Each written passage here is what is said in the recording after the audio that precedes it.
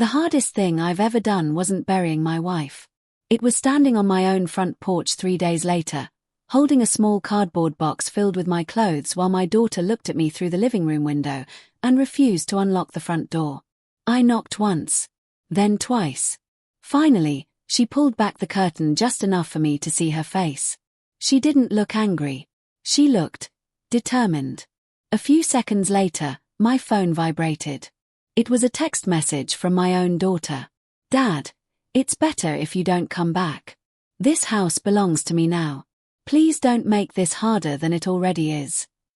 I read those words over and over, hoping they would somehow change. They didn't. 3 days after burying the love of my life, I had become homeless.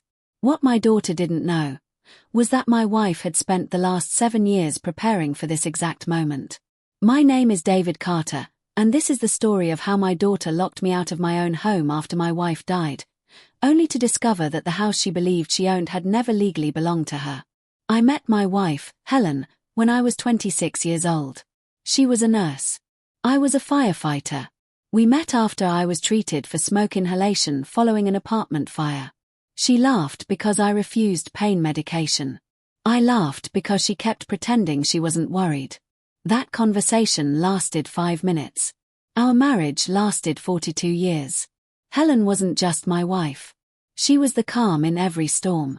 Whenever life became difficult, she somehow found a way to make ordinary moments feel important. Sunday breakfasts, evening walks, watching old movies while sharing one bowl of popcorn. She believed happiness didn't come from expensive things. It came from people choosing each other every single day. Together, we raised one daughter, Emily. For many years, she was the center of our world. Every birthday party, every school play, every soccer game. Helen never missed a single one. Neither did I. I worked overtime whenever I could. Not because I loved the job. Because I wanted Emily to have opportunities one never had. Private piano lessons, college savings, summer camps, anything she dreamed about. We found a way to make it happen. When she graduated from college, Helen cried more than Emily did. She hugged her and whispered, "You'll always have a home here." At the time, none of us imagined how painful those words would eventually become. Everything changed after Emily married Jason. At first, Jason seemed charming, successful, confident.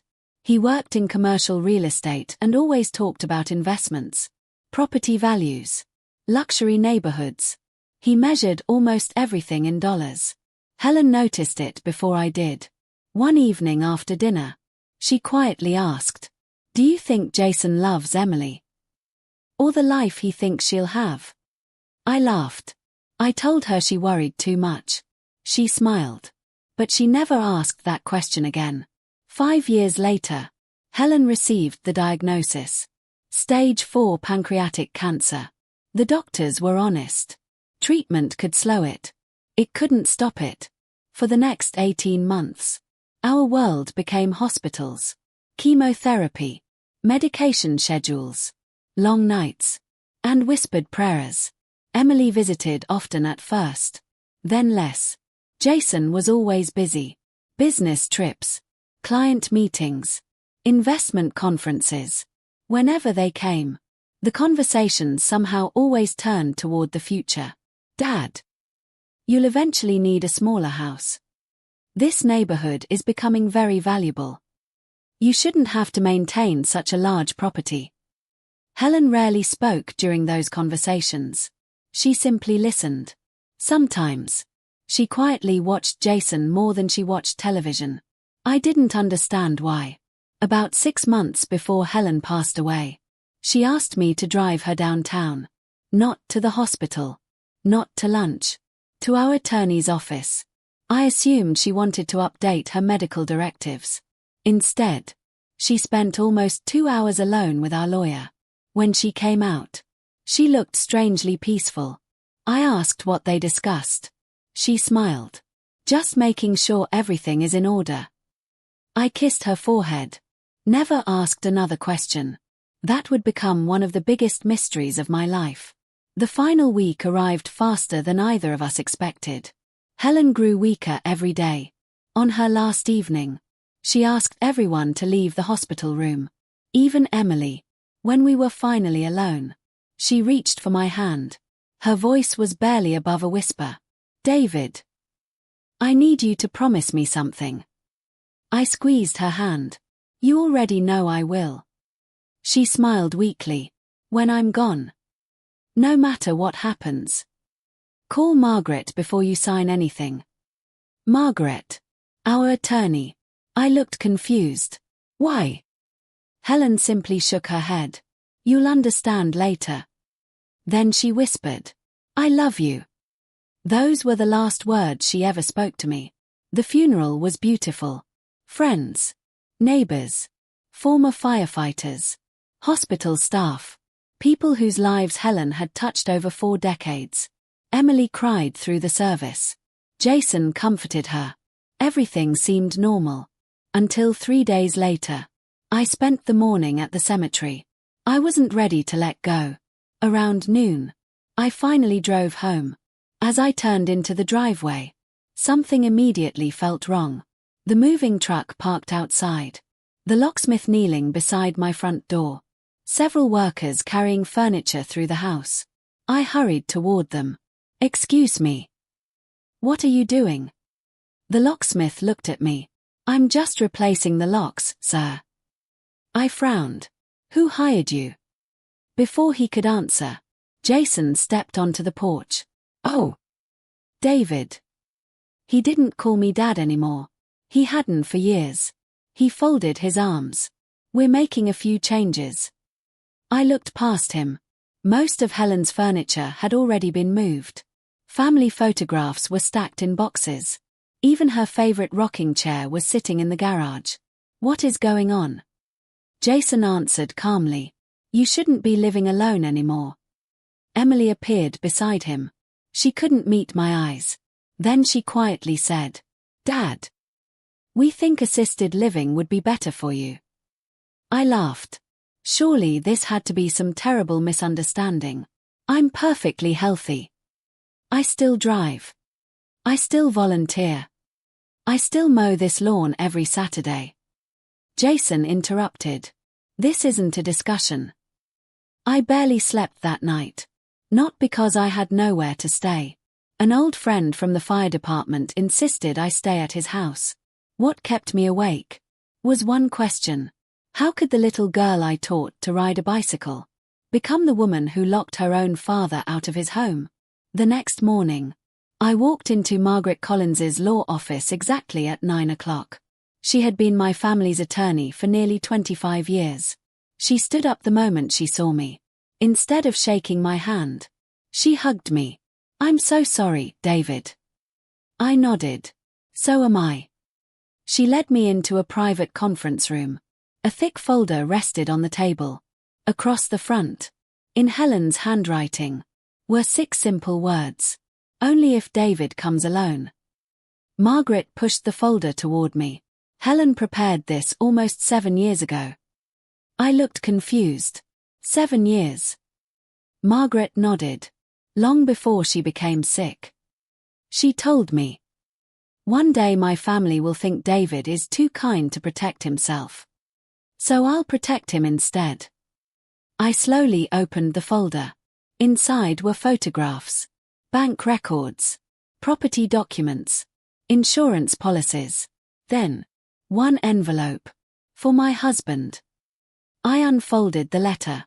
"David, if you're reading this, then someone has already broken the promise we made to each other. Please don't waste your energy being angry. Spend it discovering the truth." My eyes filled with tears. Helen knew me too well. She knew anger would never solve anything. Margaret quietly continued. "Helen changed the ownership of the house 6 years ago." I looked up. "What do you mean?" She handed me a certified property deed. The owner listed wasn't Emily. It wasn't me. It wasn't even Helen. It read, "The Carter Family Living Trust." I frowned. "I've never heard of this." Margaret smiled. "Exactly. Almost nobody has.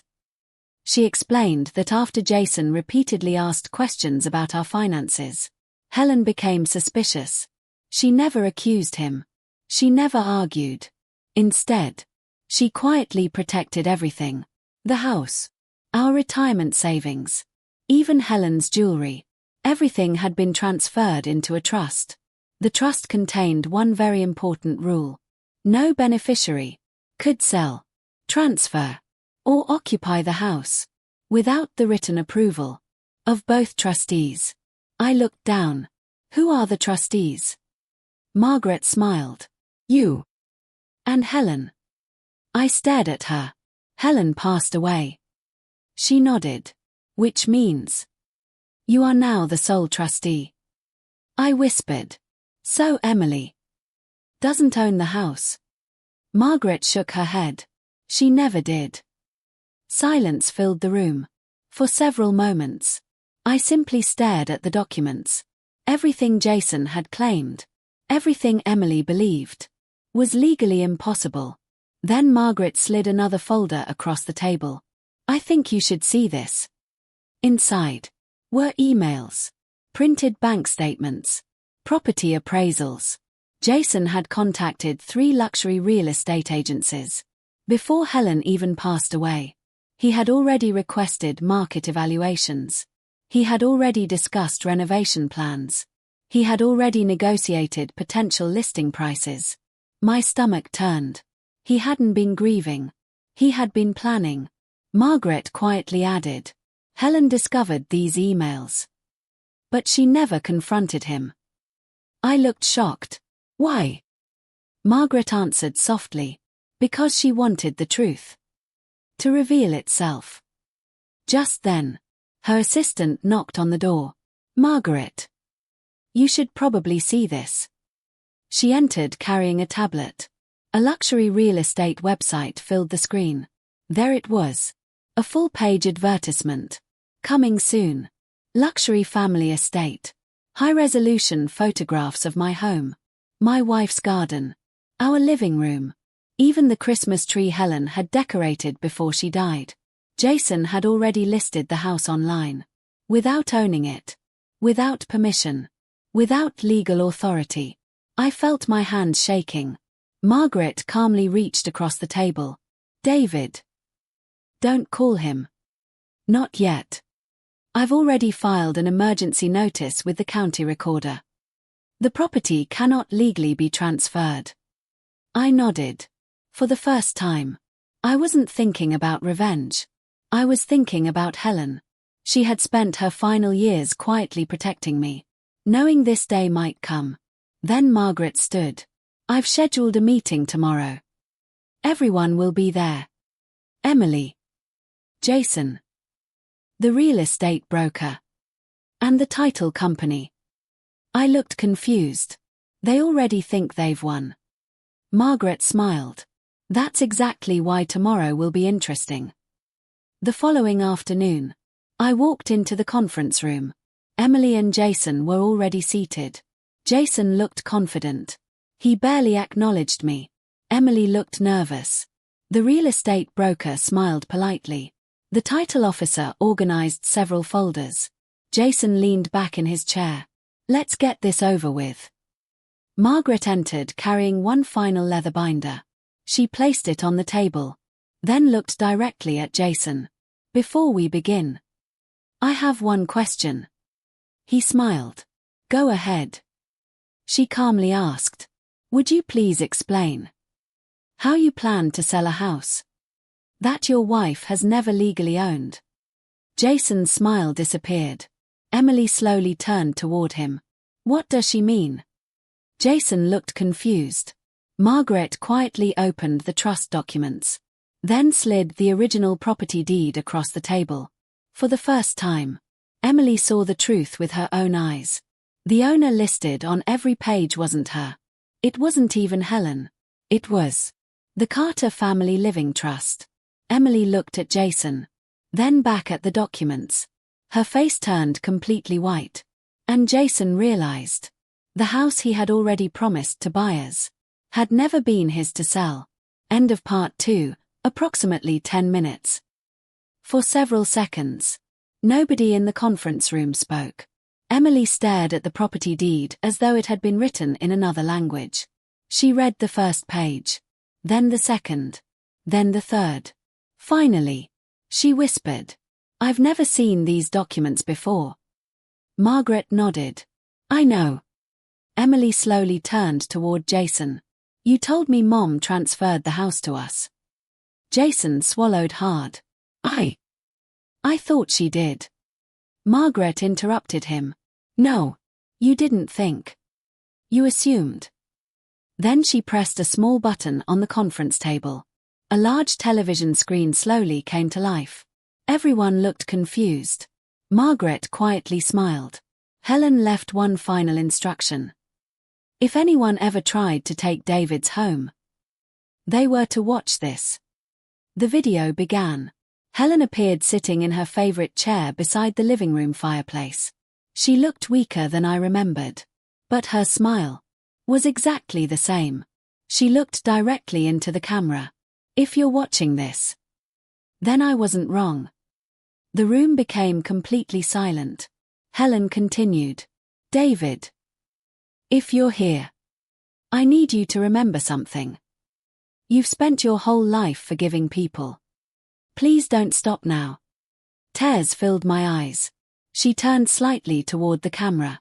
"And Emily, if you're sitting beside your husband, I need you to listen very carefully." Emily froze. Helen smiled sadly. "The day you married Jason, I didn't lose a daughter. I gained a son. I truly hoped he loved you." She paused, then reached beside her chair. She picked up a notebook. I began writing down every conversation Jason had about this house. Emily looked shocked. Margaret quietly placed another folder on the table. Inside were handwritten notes, dates, times, conversations. Every page written by Helen. One entry read, "Jason asked how quickly David could move into assisted living if something happened to me." Another, "Jason believes the house will be worth nearly $3 million within 5 years." Another, "Emily doesn't know these conversations are happening." Emily covered her mouth. She looked at Jason. "What is this?" Jason couldn't answer. Helen continued speaking from the video. "Emily, I never blamed you. But I saw something you couldn't." Jason stopped asking about my health. He only asked about my property. The room fell silent again. Then Helen smiled gently. "If I'm wrong, I hope all of you laugh after this video ends. But if I'm right, I hope my daughter finally sees the truth." The video paused. No one moved. Emily slowly turned toward Jason.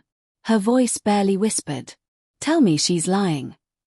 Jason looked at the floor, then quietly answered, "I never meant for it to happen like this." Emily stepped backward. "No, answer the question." He closed his eyes. "I did ask about the house. I thought we deserved a better life." Emily began crying. "A better life? You wanted my father homeless 3 days after Mom died."